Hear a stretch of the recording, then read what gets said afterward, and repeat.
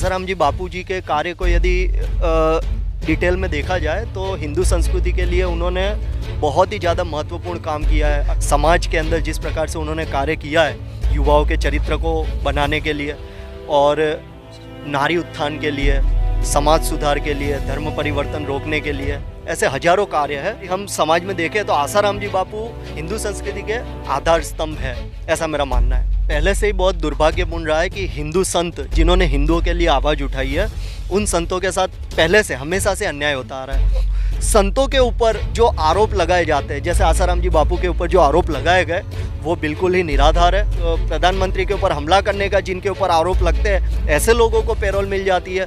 राष्ट्रद्रोह के जिनके ऊपर केस चलते हैं, ऐसे शर्जील इमाम और ऐसे कितने ही लोग, और इन लोगों को तो ऐसे ही बेल मिल जाती है। 85 साल की उम्र, अभी कोरोना जैसी बीमारी हुई, इतना स्वास्थ्य खराब हुआ, उसके बावजूद 1 मिनट तक की बेल नहीं। ये सरासर षड्यंत्र है, हिंदू संस्कृति के खिलाफ ये खुला षड्यंत्र है और हिंदू संस्कृति को तोड़ने के लिए की गई ये खुली साजिश है।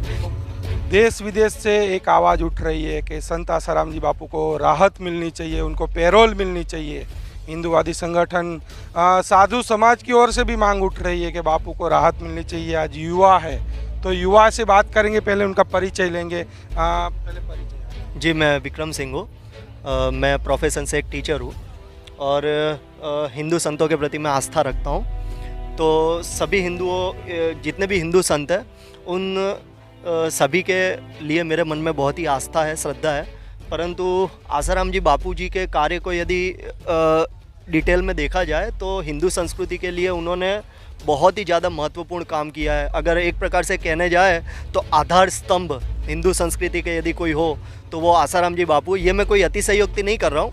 यदि आप उनके कार्यों को देखेंगे, पिछले 50-55 साल से समाज के अंदर जिस प्रकार से उन्होंने कार्य किया है युवाओं के चरित्र को बनाने के लिए और नारी उत्थान के लिए, समाज सुधार के लिए, धर्म परिवर्तन रोकने के लिए, ऐसे हजारों कार्य है, धूम्रपान छुड़ाने के लिए। तो उन सभी कार्यों को यदि देखते हुए यदि हम समाज में देखें तो आसाराम जी बापू हिंदू संस्कृति के आधार स्तंभ है, ऐसा मेरा मानना है। तो क्या कहोगे, देख रहे भक्त लोग और साधु समाज की ओर से एक आवाज़ उठ रही है कि बापू को राहत मिलनी चाहिए, बापू को राहत नहीं मिल रही है, तो क्या कहोगे, बापू को राहत मिलनी चाहिए कि नहीं मिलनी चाहिए? पहले से ही बहुत दुर्भाग्यपूर्ण रहा है कि हिंदू संत जिन्होंने हिंदुओं के लिए आवाज़ उठाई है उन संतों के साथ पहले से हमेशा से अन्याय होता आ रहा है और वही प्रथा अभी भी चल रही है।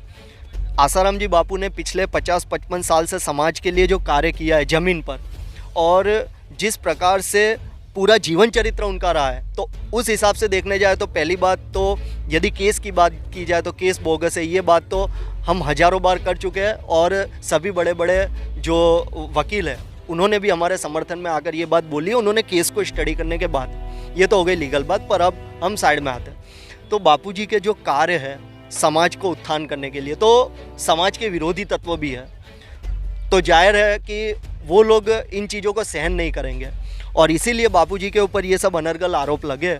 और हिंदू संस्कृति को तोड़ने के लिए हिंदू संतों के ऊपर जो हिंदू समाज की आस्था है उसको तोड़ना आवश्यक है। तो वो जो तत्व है उन्होंने यही कार्य किया है, संतों के ऊपर की आस्था को तोड़ दिया। क्योंकि संतों के ऊपर यदि उनकी आस्था टूटेगी तो उनका हिंदू धर्म अंदर बचेगा ही नहीं। क्योंकि हिंदू धर्म क्या है, सनातन धर्म क्या है, इसको समझाने वाले तो संत आसाराम जी बापू जैसे सच्चे संत ही है। और तो कौन बताएगा आपको, हमको? हमारे घर में कोई ग्रंथ तो रखे नहीं है, और ग्रंथ भी रखे होते तो कौन पढ़ता है? आज के समय में इतनी भागदौड़ वाली लाइफ में किसको अपना भरण पोषण और बाकी कार्यों से समय मिलता है कि वो ये सब करे? तो ऐसे सच्चे संत ही है जो पूरे धर्म को, संस्कृति को एकदम सहज और सरल शब्दों में समाज के सामने प्रस्तुत भी करते हैं और समाज के सामने एक उदाहरण रूप बनते हैं कि सनातन संस्कृति से जुड़ा हुआ इंसान कैसा होना चाहिए, उसके विचार कैसे होने चाहिए, उसके बोल कैसे होने चाहिए, उसका जीवन कैसा होना चाहिए, है ना। तो ये बात हमको संत सिखाते हैं। तो संतों के ऊपर जो आरोप लगाए जाते हैं, जैसे आसाराम जी बापू के ऊपर जो आरोप लगाए गए वो बिल्कुल ही निराधार है, परंतु फिर भी अभी तक बेल नहीं मिली। अब आप मान लीजिए कि कितने बड़े बड़े प्रधानमंत्री के ऊपर हमला करने का जिनके ऊपर आरोप लगते हैं ऐसे लोगों को पैरोल मिल जाती है। राष्ट्रद्रोह के जिनके ऊपर केस चलते हैं, ऐसे शर्जील इमाम और ऐसे कितने ही लोग, और इन लोगों को तो ऐसे ही बेल मिल जाती है। ऐसे बहुत केस है, रेप केस हो, ये केस हो, दूसरे केस हो, हजारों प्रकार के केस जो बड़े से बड़े केस है उनके ऊपर राहत मिल जाती है, बेल मिल जाती है, और वो भी उन लोगों की इतनी गंभीर सजा होने के बावजूद। परंतु आसाराम जी बापू 85 साल की बापूजी की उम्र हो गई है, उसके बावजूद भी बापूजी को आप सोचिए तो सही, 8 साल और एक दिन की भी बापूजी जेल से बाहर नहीं आए, 1 घंटे के लिए, 1 मिनट के लिए भी नहीं। तो ये तो यदि एक सामान्य जिसकी आंख खुली होगी, जो अंधा नहीं होगा, उसको साफ साफ दिखाई देगा कि ये क्या हो रहा है। जो अंधा नहीं होगा वो, हाँ, तो यदि आप अंधे हो तो आपको नहीं दिखाई देगा कि ये कितना बड़ा अन्याय हो रहा है, नहीं तो आपको साफ साफ दिखाई देगा, चाहे आप आसाराम जी बापू को जानते हो या न जानते हो।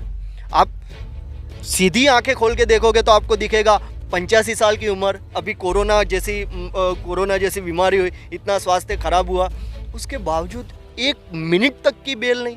एक बापूजी को जो बेल मिलनी चाहिए, जो उनका अधिकार, संविधान ने दिया ये अधिकार, ये संविधान, भारत का जो संविधान बना है उसके तहत ये अधिकार मिला हुआ है, तो उसका भी पालन नहीं किया जा रहा है। ये सरासर षड्यंत्र है, हिंदू संस्कृति के खिलाफ ये खुला षड्यंत्र है, और हिंदू संस्कृति को तोड़ने के लिए की गई ये खुली साजिश है, जिसके विरुद्ध हिंदू संस्कृति जाग नहीं रही है। उनकी नींद ऐसी है कि कभी ख़त्म ही नहीं होती। करोड़ों साल की, जो हजारों साल की जो नींद चली आ रही है, पहले भी स्वामी विवेकानंद हो, नानक हो, कबीर हो, सभी के ऊपर आरोप लगे, तब भी हिंदू समाज सो रहा था, आज भी सो रहा है, शायद कल भी सोएगा, और उसका परिणाम भी वो भुगत रहा है, पर फिर भी वो जागने का नाम नहीं लेता है।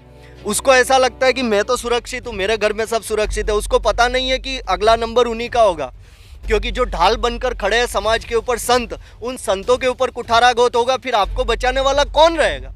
कौन बचाएगा आपको?